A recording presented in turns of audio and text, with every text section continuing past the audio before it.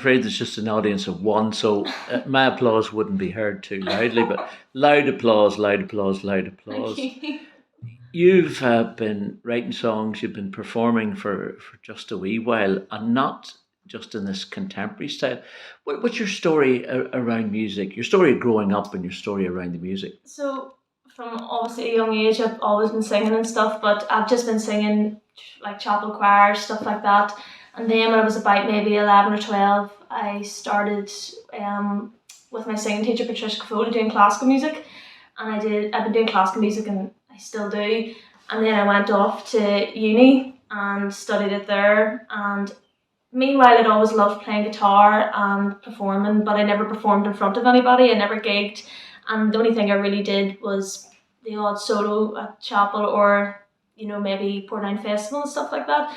So then when I went to uni, that's where it all sort of began. One of my lecturers, he really liked what I was doing, and then he found out that I play guitar and I wrote songs, and then that's just basically leads us to where we are now. So that kind of classical background, I mean, what sort of songs were you singing? Like German Lied and like Mozart, Schumann, Schubert, like operas as well, like just anything, like everything classical, and probably mostly well-known stuff that you probably know yourself. And what was your favourite thing when you were singing back then? I loved German. I loved singing like German Lied.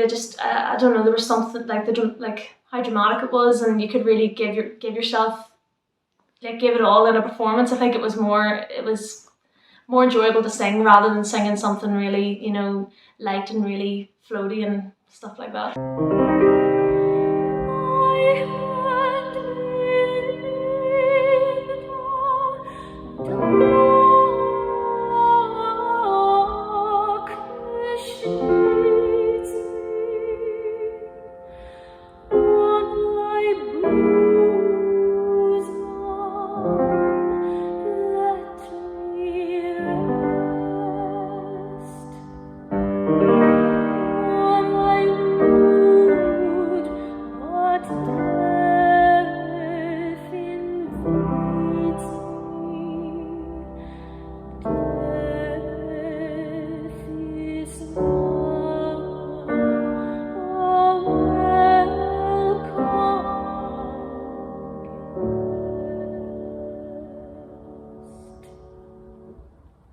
It's also very disciplined in the sense of whatever's written on the page is what you sing. I mean, I'm hardly gonna if I'm singing a piece by Mozart, I'm singing every note and every little detail that he wants. I have to sing it like that. Whereas when I'm writing my own stuff, I have that free will to do whatever I want with it, and freeness to do what I want with a melody, and make it my own. Whereas with classical, that was the one thing that kind of lacked for me. Like, obviously you can make the performance your own, but it's really the music. I have such a freeness when I'm playing guitar, if I'm singing, whether it's a cover or if it's my own music.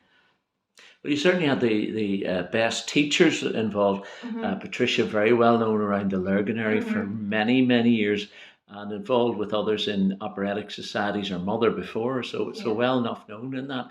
And won competitions. Did you win in those festivals and places? Yeah, absolutely loved Portdown Festival, and like I said, there's not many places in Lurgan especially to perform classical music. So when the Portdown Festival did come around, it was really exciting, and Patricia would put me in for basically every single class, and I had a lot of success there as well. And it was stuff like that really boost your confidence, and it makes you want to work harder and achieve more.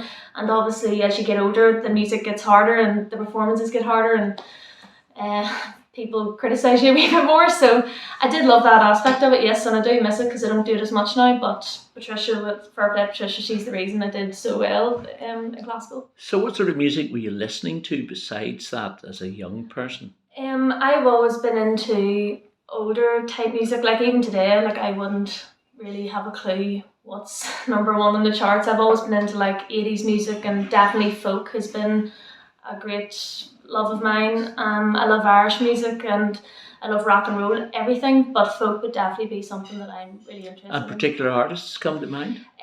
Definitely. I love Paul Simon. I love Joni Mitchell. I love James Taylor. People like that. Those are type those type musicians are people I don't ever tire of listening to. And many of them are singer-songwriters too. Yes, and funny enough that when I did start writing songs, I was like, oh god, the people I really love and listen to are all really big singer-songwriters, and I think that's subconsciously pushed me to write songs without really thinking about it. And what gave you the inspiration for those songs, the individual songs? Or Obviously- can you tell us? I mean, are they too dramatically serious or sentimental? Or No, well, definitely when I started writing songs, obviously when I was younger, I was writing kind of probably wee stupid things like, but you know, the fact that you can start off with nothing and spend an hour and then you have something, whether it's good or not, you've created something. I think obviously as you get older, you have more life experiences and that, you know, pushes you to have more to write about. Obviously when I was younger, I'd have nothing really to write about, but I write about, you know, everything and anything, and I try not to write about the same things that most people write about. You know, I try to broaden my horizons a wee bit and try and push myself to write about things that maybe most people wouldn't think a young person my age would write about. for example? Well, I have a new song that'll be coming out soon after this single, Off My Mind. It's called Run For Your Life, and it's about, that song is about running from past mistakes and you know, demons that everybody lives with and things that not many people like to deal with during their life, and that's the inspiration for that song, is, you know, that no matter how far you run, no matter how much you try to brush things under the carpet, they always come to the surface. It strikes me as there's an interiority going on there, looking towards your life, what your life experiences, and then expressing that outwardly. Is that how you do it?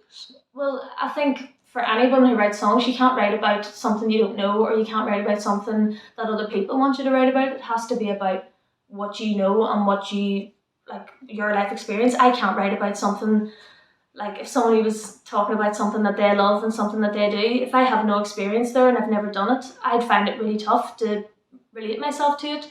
Whereas if I'm writing about something that I've definitely either gone through or experienced, it just kind of, the words just kind of come to you straight away.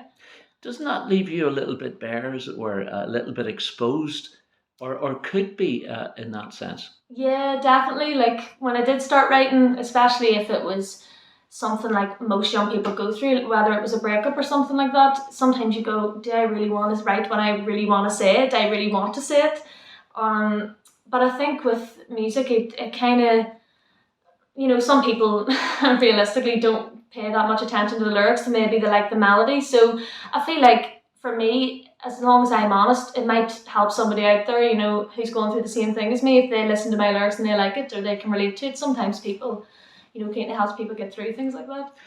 We talk about mental health and well-being on this kind of spot. In fact, we normally do this on a chatty bench that's in Lurgan Park. It's a bit wet today, but we've got a much more comfortable location, and thank you very much for doing that. No problem. This whole idea of mental health and well-being, is it something that's important for young people to understand? I'm calling you a young person because you are a young person compared to myself.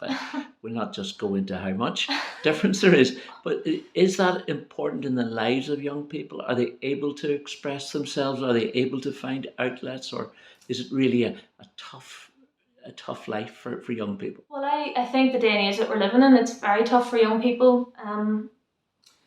I think we are getting better for you know, the likes of, in today's age you can be yourself a wee bit more, you can express yourself, people are becoming more open-minded, but I think mental health is still a big stigma and nobody really talks about it or chats about it, and sometimes people are afraid to even talk to the most closest people who are close to them. It's still kind of under wraps, but for me, like, music is like that release. I think everyone needs a release, you know, something that they can do and something that they really love to get them away for that, and music was something for me, especially even over the pandemic.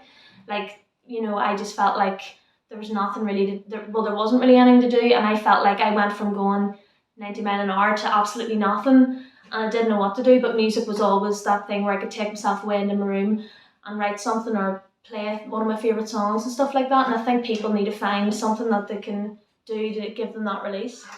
You're able to do that. You're able to get out among your peers, as it were. So you're getting a response to your music. Yeah. Can that be difficult too? Because that's what puts a lot of people off. I love this song, but I'm not going to let anybody hear it.